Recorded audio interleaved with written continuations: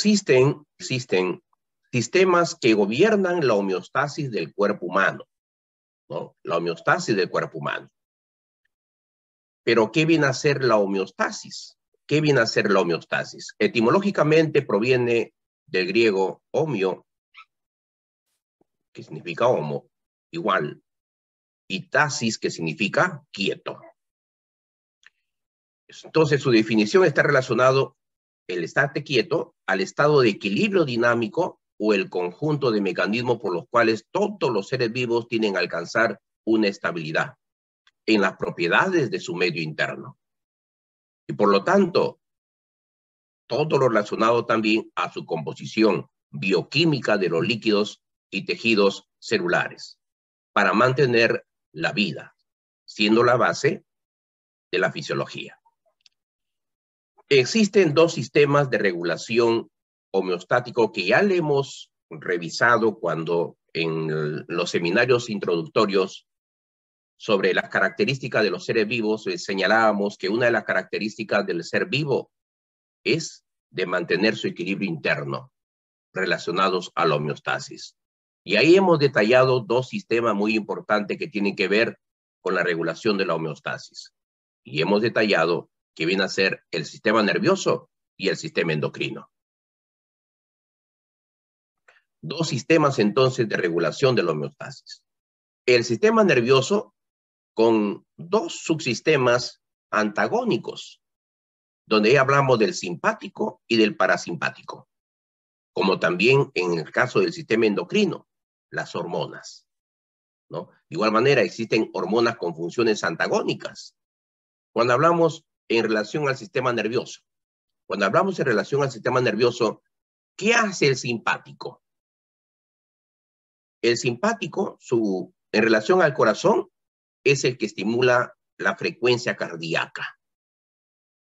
Lo lleva a taquicardia. El parasimpático hace todo lo contrario. Disminuye los latidos cardíacos, lo lleva a bradicardia. Pero ambos actúan de manera antagónica para mantener la actividad de la frecuencia cardíaca de manera rítmica. En relación al sistema endocrino, y hemos hablado también en seminarios anteriores de la homeostasis del azúcar de la sangre.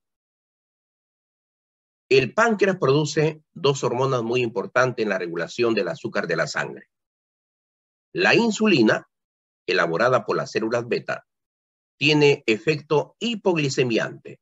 Es decir, en su almuerzo de ustedes que han tenido una dieta muy rica en almidones, el tubo digestivo lo va a descomponer en las unidades mínimas que toman el nombre de glucosa.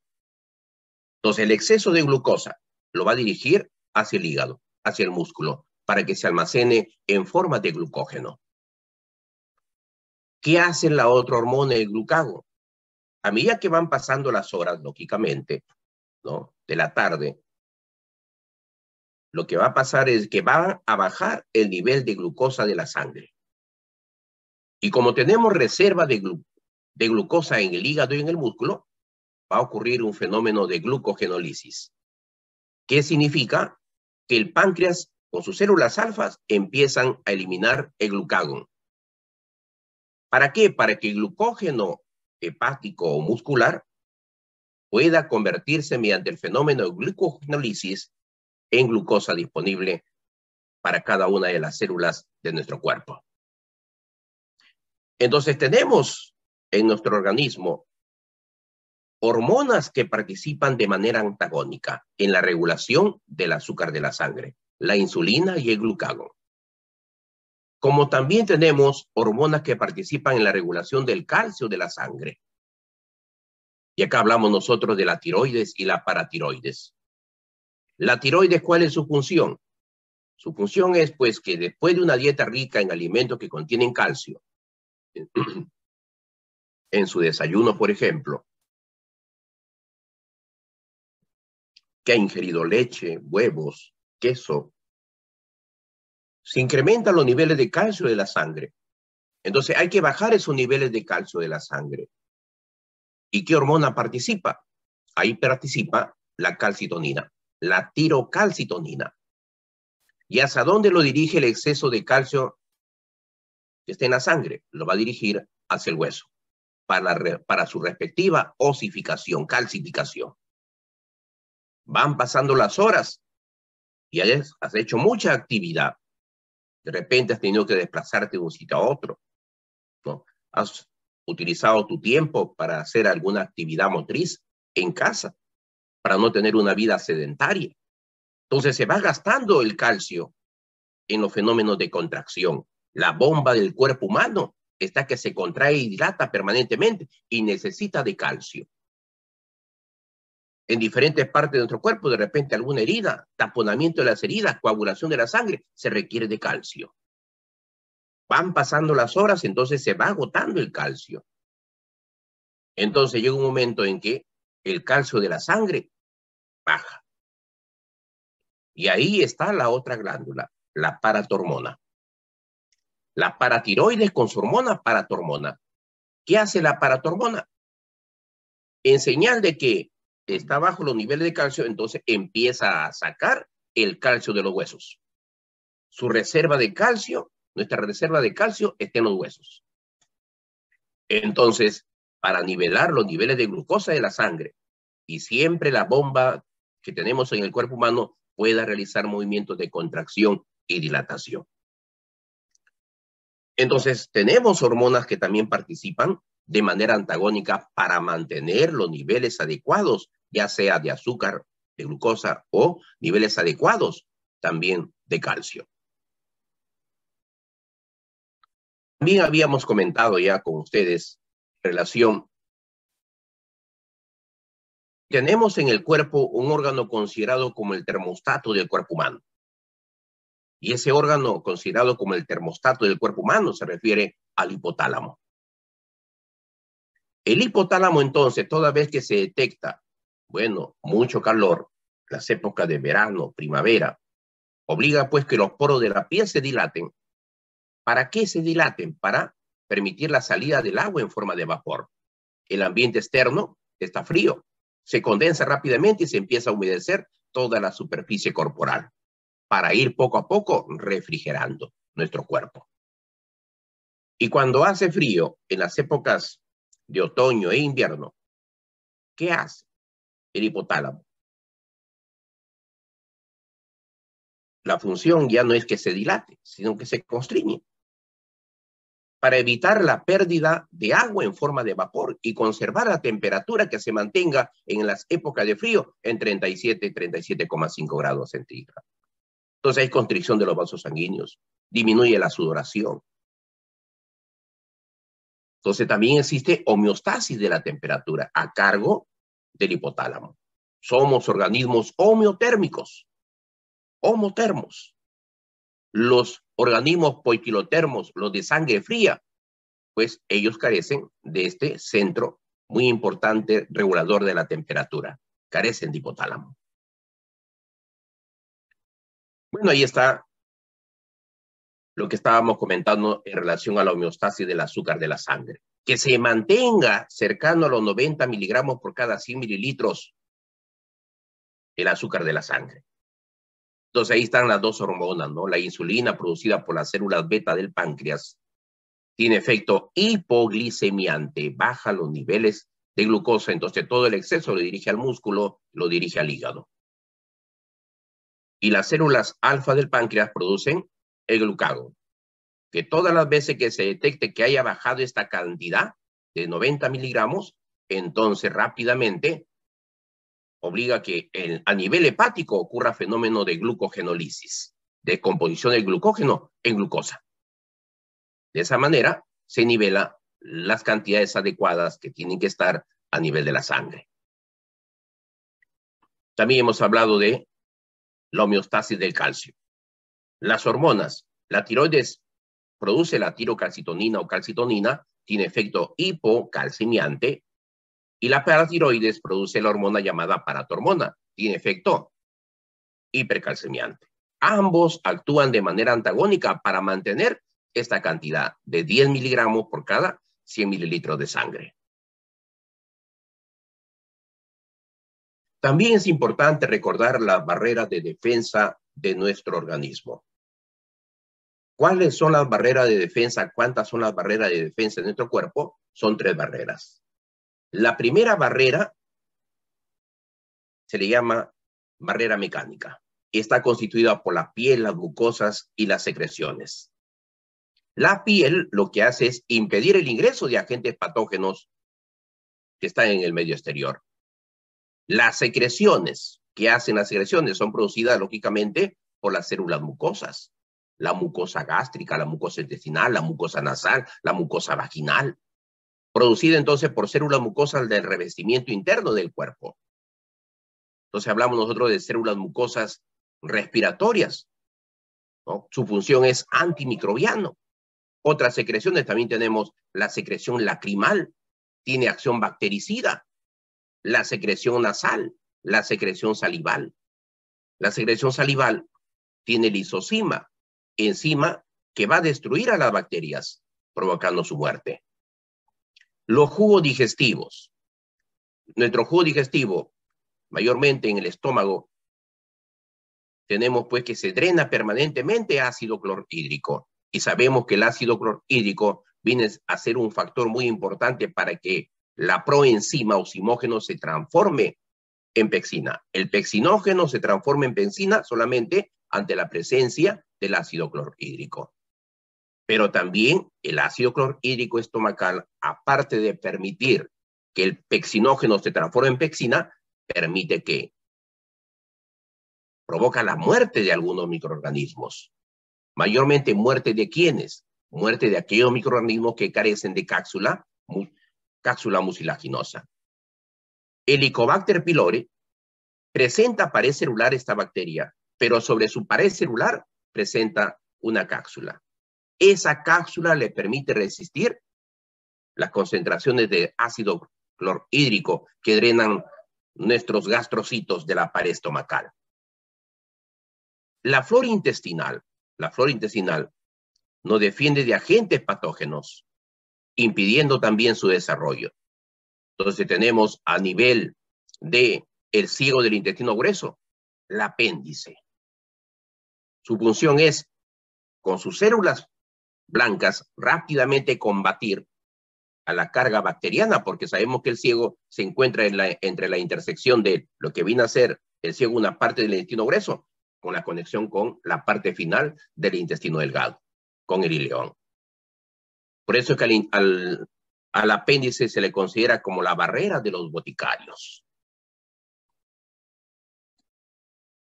La segunda barrera está a cargo, también se le llama barrera celular, está a cargo de los leucocitos, los glóbulos blancos. Los glóbulos blancos están agrupados en dos, los granulocitos y los agranulocitos. ¿Quiénes integran el grupo de los granulocitos? Los neutrófilos, los eosinófilos y los basófilos. Los neutrófilos y los eosinófilos son los que fagocitan agentes patógenos. En cambio, los basófilos no tienen participación.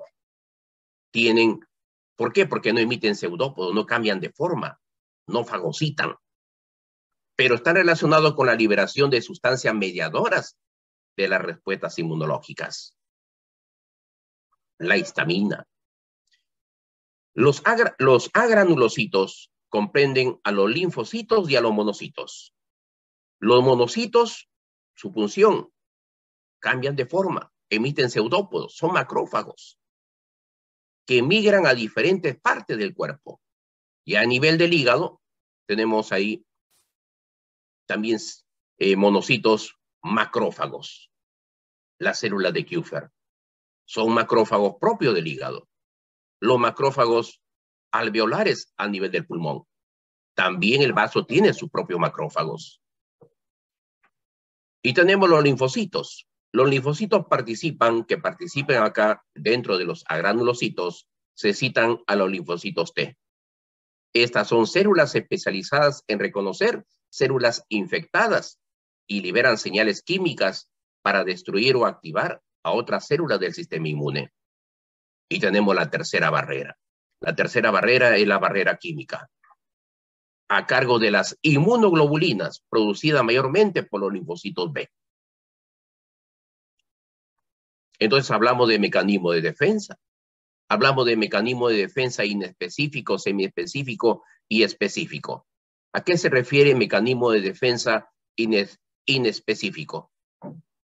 Aquellos que actúan en general contra cualquier microorganismo o sustancia extraña a nuestro cuerpo. ¿Quiénes le integran el mecanismo de defensa inespecífico? La piel, las secreciones, las mucosas, la flora bacteriana. Es decir, lo integra la barrera mecánica. Luego tenemos el mecanismo de respuesta semiespecífico, a cargo del sistema de interferón. No destruye directamente al organismo invasor, sino que estimula a las propias células del cuerpo a combatir los virus. Los interferones son proteínas producidas por las células infectadas por un virus y que va a inhibir directamente la multiplicación viral. El mecanismo de respuesta específico permite al organismo reaccionar y defenderse de la acción de los agentes patógenos. Y ahí hablamos nosotros, pues, de una inmunidad humoral y de una inmunidad mediada por células. La inmunidad humoral, a cargo de los anticuerpos, está a cargo de los linfocitos B. Producen anticuerpos o inmunoglobulinas. ¿Qué hace el anticuerpo? El anticuerpo lo que va a hacer es reconocer o inactivar, rodear a los virus y bacterias, bloqueándolas para que no afecten a nuevas células. Esa es la función de los anticuerpos o inmunoglobulinas, producidas por los linfocitos B. En cambio, la inmunidad mediada por células, la inmunidad celular, ahí participan el otro tipo de linfocitos, los linfocitos T. Existen diferentes clases de linfocitos T. Los linfocitos T helper, los linfocitos T citotóxicos. Los linfocitos T helper, a través de señales químicas, tales como linfoquinas, interleucinas o citocininas, van a activar la respuesta de los macrófagos, que se acerquen para que destruyan a los microorganismos invasores. ¿Y quiénes son los macrófagos? Los macrófagos alveolares. A nivel hepático, los macrófagos o células de Kupffer ayudan a los linfocitos B a producir anticuerpos frente a un antígeno y participan en la respuesta inflamatoria. Esa es la función de las células de helper. Y las células T citotóxicas, estas van a matar directamente a las células infectadas por virus o microorganismos. Entonces hemos estado revisando dos tipos de linfocitos en la respuesta de tipo específico. Los linfocitos B, mediados por los anticuerpos, y los linfocitos T, mediados por células. Con diferentes nombres los linfocitos T, los citotóxicos, los supresores y también los auxiliares. Su función, destruir a los microorganismos infectados o a las células infectadas por microbios. Es una inmunidad mediada por células. En cambio, los linfocitos B van a bloquear, van a rodear a las toxinas y a los microorganismos para que lleguen los macrófagos.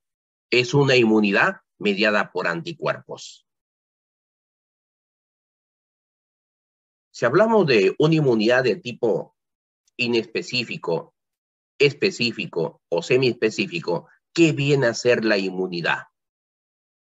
La inmunidad no viene a ser sino la capacidad del cuerpo humano a ser invulnerable a una enfermedad determinada. Existen moléculas del sistema inmunitario. Dentro del sistema inmunitario existe la participación de gran variedad de moléculas. Y entre las moléculas que participan en el sistema inmunitario, los anticuerpos, producidos por las células beta.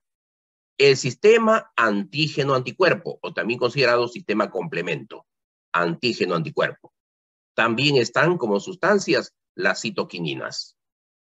Estas sustancias colaboran con las células en la respuesta del sistema inmunitario de forma específica y también semiespecífica. En relación a los anticuerpos, ¿qué son los anticuerpos en la clasificación de las proteínas? Son proteínas globulares. Son proteínas que pueden estar unidos a las células beta, o pueden estar disueltos en el plasma, donde reciben el nombre de inmunoglobulina, con la simbología del Ig. Tiene la forma de una Y, compuesto por 4 cadenas polipeptídicas. ¿No? Lo más importante acá es reconocer que los anticuerpos son un tipo de proteínas globulares. ¿Ya? Son un tipo de proteínas globulares. El resto ya pertenece ya al campo de la inmunología, que se revisa ya en educación, como se dice, para especialistas en el campo de la medicina. ¿Cuáles son las clases de anticuerpos? ¿Cuáles son las clases de inmunoglobulinas? Tenemos la inmunoglobulina de tipo G, la de tipo A, la de tipo M, la de tipo D y la de tipo E. ¿Cuáles son las inmunoglobulinas más abundantes? La inmunoglobulina de tipo G. Esta atraviesa la placenta. Se fija a células macrófagos y neutrófilos. Su ubicación: puede la misma leche materna estar brindando al neonato recién nacido inmunoglobulina G. Está en la sangre también, circulando en la linfa, incluso en el intestino. ¿Cuál es la función de la inmunoglobulina de tipo G? Brindar protección frente a los virus. Rodean entonces a los virus y las bacterias. Neutralizan las toxinas. Activan el sistema complemento que rápidamente, al antígeno detectado, rápidamente reaccionan rodeando a los virus y bacterias. ¿Y quiénes son los antígenos de los virus? Los virus se pueden comportar como antígeno, como estructura. Y la cubierta de la bacteria tiene un sinnúmero de antígenos. Ahí actúan estas inmunoglobulinas. Brindan cierta protección al recién nacido. El nacido nace con inmunoglobulinas, porque ya han circulado por la vía placentaria. Este niño nace entonces, el neonato, con inmunoglobulina de tipo G. La inmunoglobulina de tipo A es menor porcentaje, llegando al 15%. No atraviesa la barrera placentaria. Su fijación es temporal a células epiteliales durante la secreción. Puede ubicarse en la secreción salival, en la secreción lacrimal, en el moco nasal, en las secreciones gastrointestinales, a nivel de la sangre, de la linfa, como también puede también pasarse a través de la leche materna. Son considerados como los anticuerpos secretores. Cualquier secreción, entonces, tiene inmunoglobulina de tipo A. Brinda protección localizadas en las membranas mucosas, mucosa nasal. Ayudan a los eosinófilos, que son un tipo de glóbulos blancos, a reconocer y matar parásitos. Está presente en la leche materna, por lo cual brinda también protección al recién nacido. La inmunoglobulina de tipo M, en menor porcentaje, un 5%. ¿Atraviesa la barrera placentaria? No atraviesa. Se fija a las células beta.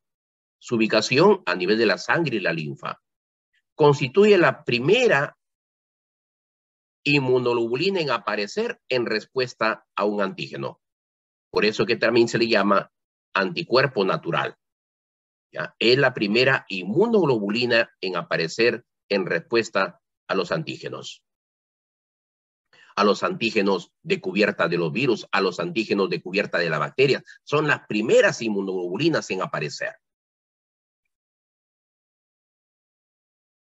La inmunoglobulina de tipo D, en menor porcentaje, menos del 1%. No atraviesa la barrera placentaria, estaba fija en membranas plasmáticas de las células beta. Su ubicación a nivel de la linfa, la sangre y superficie de las células beta. Su función: ayuda a las células beta en el reconocimiento de los antígenos. Es un apoyador. Activa rápidamente las células beta para su transformación en células plasmáticas.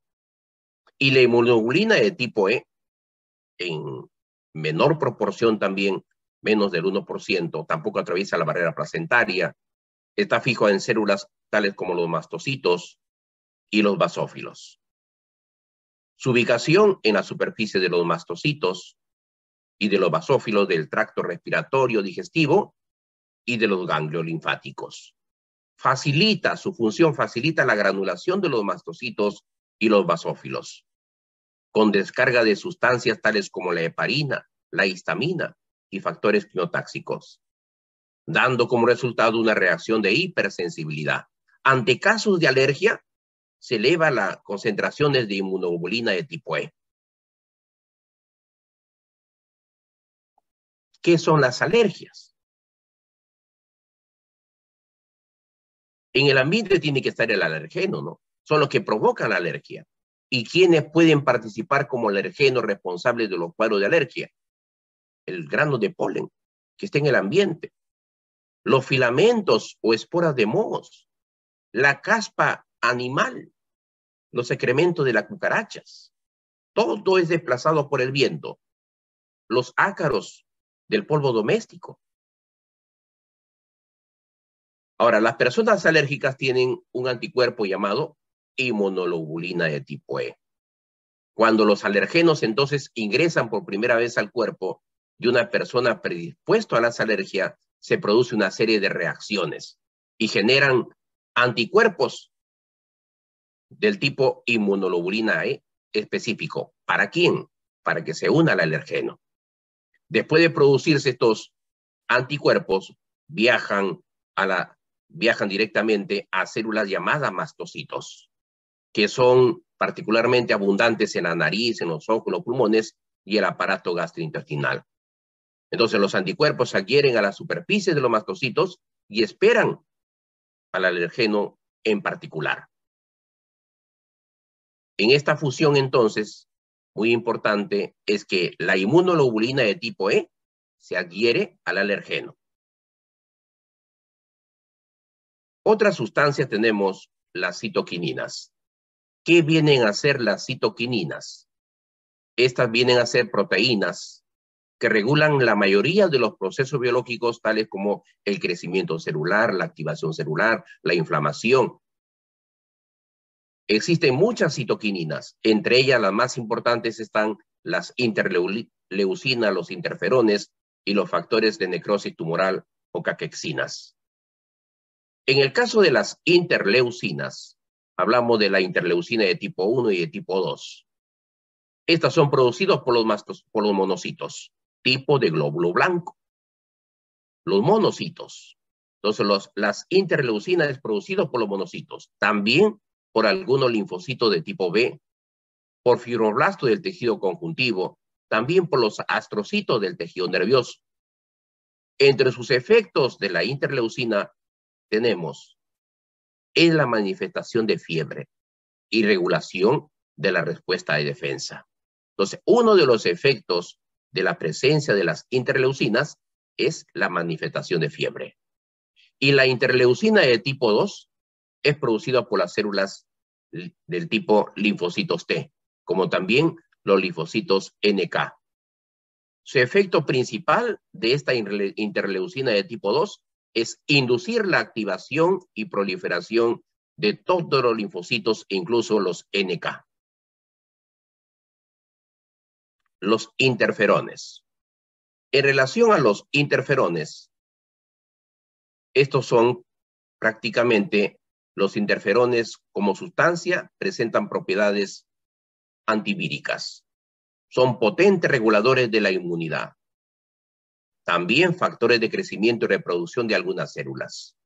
Estos interferones son producidos por varios tipos celulares. Entre ellos tenemos los linfocitos T, al igual que la interleucina de tipo 2, por los linfocitos NK, por los fibroblastos y algunas células endoteliales. Pueden ser utilizadas en el tratamiento de los tumores malignos, en los cánceres poco frecuentes, tales como el cáncer de las células renales o leucemia de células pilosas. Y el último, el factor de necrosis tumoral o caquexina. Es producido fundamentalmente por los macrófagos, como también por los linfocitos T. Su función va a estimular la acumulación de los leucocitos ¿En dónde? En zonas inflamadas. Entonces actúa como un factor pirógeno y tiene acción antitumoral y antiviral. Juega papel muy importante en el rechazo y trasplante de algunos órganos. Los linfocitos que hemos detallado pueden ser los linfocitos T, los linfocitos B y los linfocitos NK. Los linfocitos T pueden ser del tipo T4 o del tipo de T8. Ahora, en relación a los linfocitos T4, también se le llama linfocitos ayudadores o colaboradores.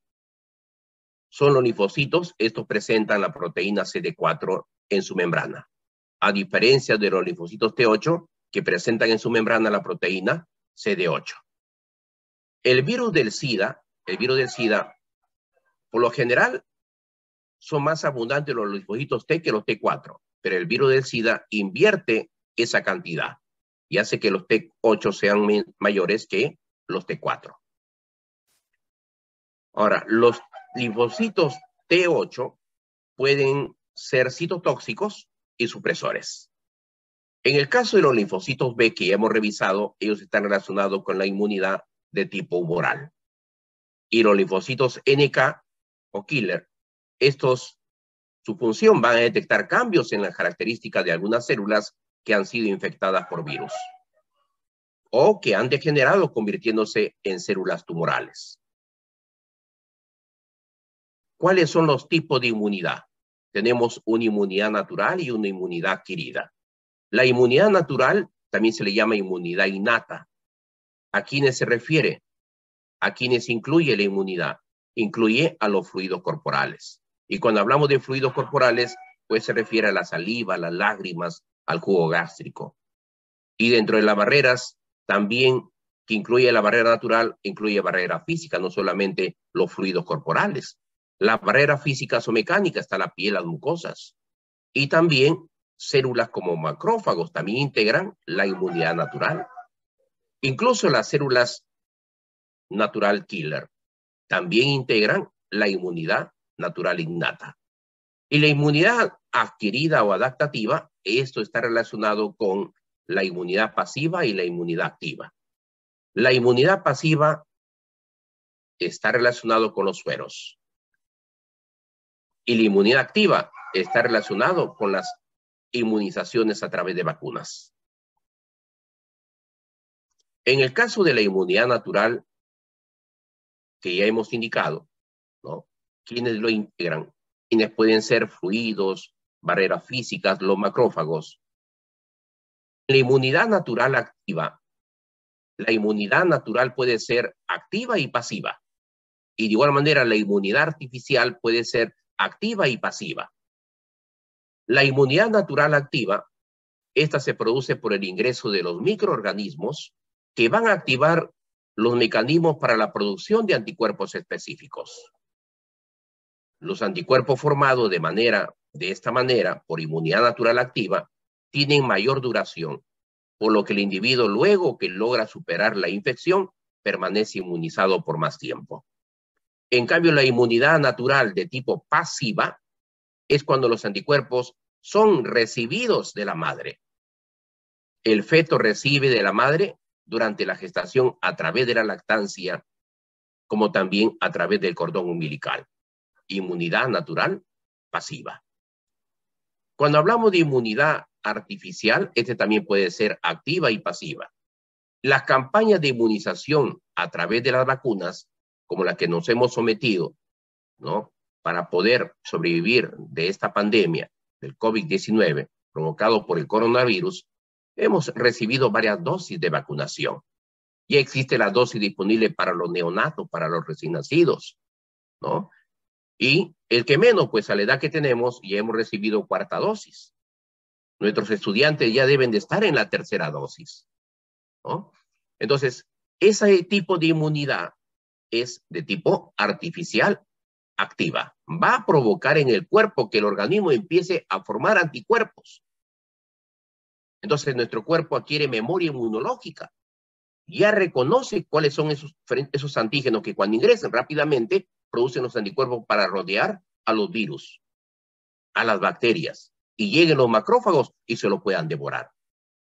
En cambio, la inmunidad artificial pasiva se alcanza mediante la aplicación de los sueros. Y cuando hablamos de suero, pues estos sueros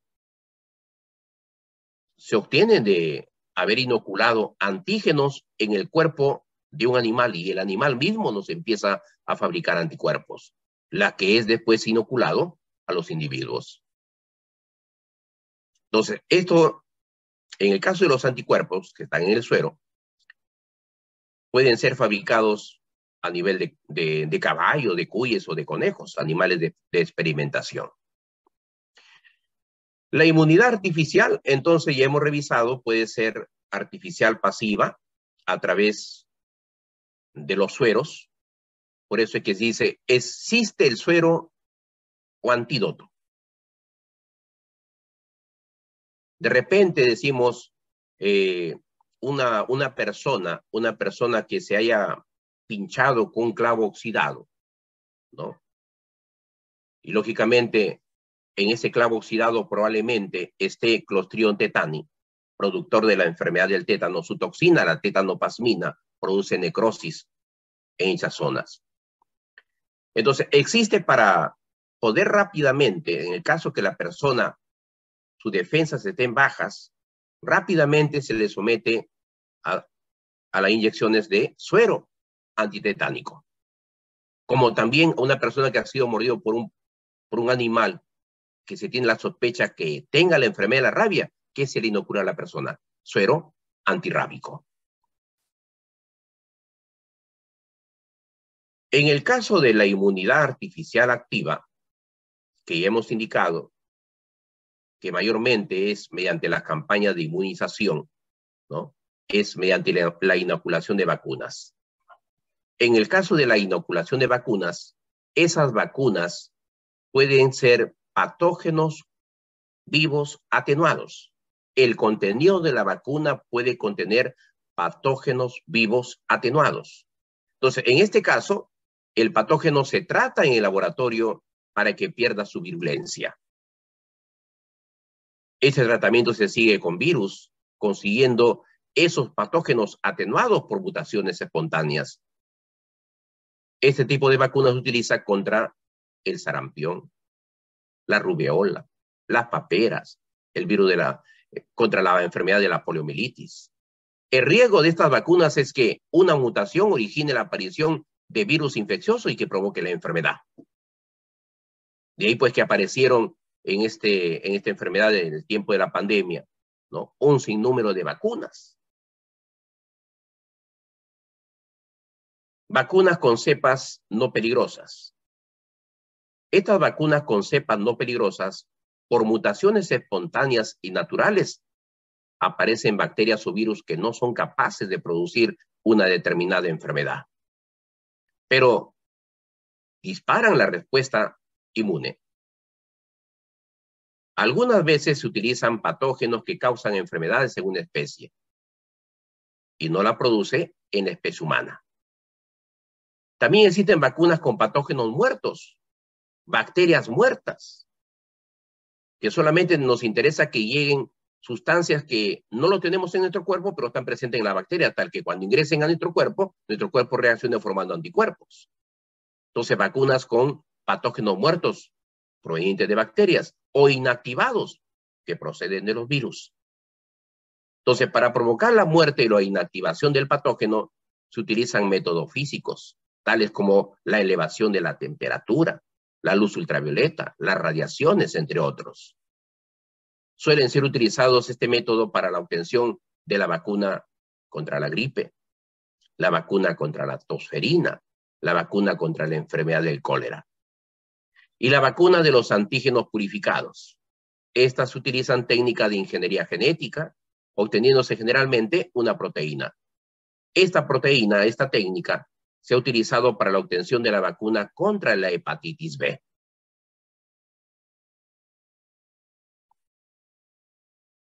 A continuación están observando la descripción de algunas vacunas.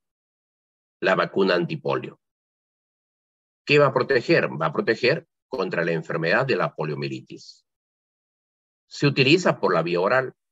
Para que el niño quede protegido es necesario 3 dosis con un intervalo de 2 meses. La vacuna antipolio.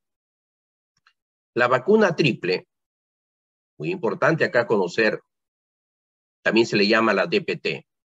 Y han venido casuísticas en relación a las vacunas. ¿No? ¿Qué significa DPT? ¿No? Se le llama triple porque protege contra 3 enfermedades.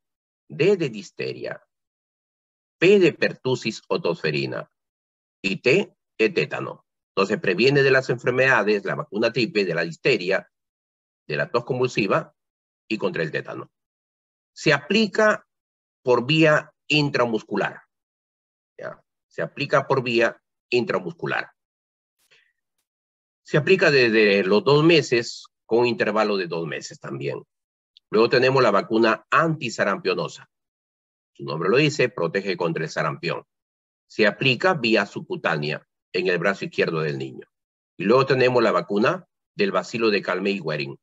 Esta protege contra la tuberculosis. Un estudiante lleva al aula el siguiente recorte periodístico. La tuberculosis. Ahí nos presenta el agente causante de la tuberculosis, es el bacilo de Koch, Mycobacterium tuberculosum. La vía de transmisión se transmite a través de las gotitas de saliva que viajan por el aire cuando alguien con la enfermedad tose, estornuda, escupe o habla. ¿Cuáles son los síntomas? Tos con flema por más de 15 días, sudoración nocturna, fiebre, cansancio, pérdida de peso, falta de apetito. ¿Qué se observa en el pulmón del paciente con tuberculosis? Se observa un granuloma en tejido pulmonar. Entonces la tuberculosis afecta comúnmente al tejido pulmonar, pero puede extenderse a otros órganos del cuerpo. No vayan a pensar que solamente existe tuberculosis pulmonar. También existe tuberculosis a los huesos, tuberculosis ósea. Tuberculosis al hígado, tuberculosis hepática. Tuberculosis al riñón, tuberculosis renal, entre otros. Y les presenta también tipo de tuberculosis según su resistencia. ¿Ya? Tipo de tuberculosis según su resistencia. Entonces tenemos tuberculosis monoresistente. Cuando existe resistencia a uno de los 4 medicamentos de primera línea para el tratamiento de la tuberculosis. Tuberculosis multiresistente. Cuando existe resistencia a 2 de los medicamentos de primera línea, tales como la rifampicina e isomiazida. Y tenemos el otro tipo de tuberculosis, la tuberculosis extremadamente resistente, cuando hay resistencia a los 4 medicamentos de primera línea. Existe poca variedad de tratamientos eficaces.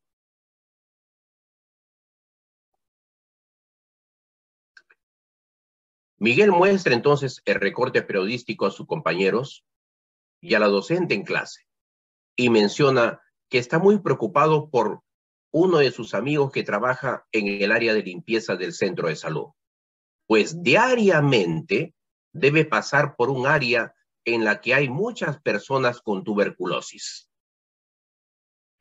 Carla, otra estudiante, comenta lo siguiente. ¿Cuál es el error que se evidencia en el comentario de Carla? ¿Ya? Dice, cuando nació mi hermanito, la primera vacuna que le pusieron en su bracito fue la vacuna contra la tuberculosis. Todos deberíamos ser vacunados al nacer, pero creo que aunque es posible que el amigo de Miguel ya haya contraído la tuberculosis, está a tiempo de vacunarse. Si aún no lo ha hecho, porque igual lo puede ayudar. Tengan en cuenta que las vacunas son preventivas. Son preventivas. ¿Ya? Entonces dice, ¿cuál es el error que se evidencia en el comentario de Carla? Lógicamente que esta interrogante ha tenido que estar en la parte final. ¿Cuál es el error que se evidencia en el comentario de Carla? ¿Cuál sería para ustedes la respuesta? Tengan en cuenta, la vacuna sirve para prevenir que no presentes la tuberculosis. Con la vacuna, ¿qué te introducen al cuerpo? Antígenos, lógicamente, de la bacteria del Mycobacterium leprae, tal que llegado el momento que cuando trate de ingresar el bacilo de Koch a tu organismo, tú ya tienes una memoria inmunológica porque ya has recibido la vacuna. Entonces, ¿dónde está el error? Lo tenemos en qué letra. Bien claro es, correcto. Segundo, blanca, correcto. Creer pues que la vacuna puede curar o tratar la tuberculosis. De hecho, no es un suero, es una vacuna que sirve para prevenir. Entonces, creer que la vacuna puede curar o tratar la tuberculosis. Muy bien, ahí está el error de Carla. Letra A. Los alumnos leen la siguiente regía de conceptos. Evalúan qué agente vector es responsable de determinada enfermedad. A continuación, el profesor solicita a los estudiantes que escriban en el paréntesis el código respectivo. ¿Ya? Que escriban el código respectivo. Y me voy directo, ¿no? La mosca. ¿La mosca qué enfermedad produce? La fiebre tifoidea. En sus patitas, ella se ha posado sobre los excrementos y está transportando a Salmonella tifosa. Entonces, si yo tengo ya que fiebre tifoidea es el último código y es el 1, y encontré la respuesta, ¿no? Y encontré la respuesta. ¿Quién tiene como código al último el número 1? La letra C. La letra C. Y encontraron la respuesta. De ahí pues que dicen enfermedad de Chagas, ¿quién produce? La chirimacha, como agente vector. La peste bubónica, ¿quién lo transporta a la peste bubónica? ¿Quién es el agente vector de la peste bubónica? Lo tenemos a la pulga. La enfermedad de Carrión. La enfermedad de Carrión. Lo tenemos al mosquito Flebotomus. La enfermedad de la malaria. ¿Quién lo produce? ¿Quién lo transporta en este caso? El Zancudanófeles. La pediculosis, los piojos. La letra C, la respuesta correcta.